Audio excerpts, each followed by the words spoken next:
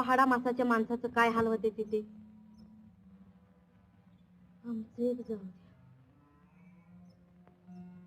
पण ती पोरं, त्यांनी कुणाच्या तोंडाकडे बघायचं. फाटकं तुटकं चिरगून पण ते तर हो ना अंगावर घालाया.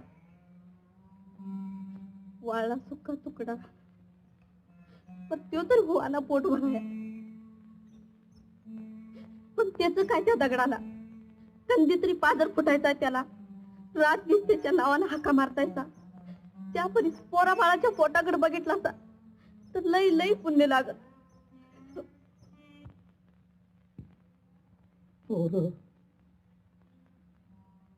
पोरांची पोट.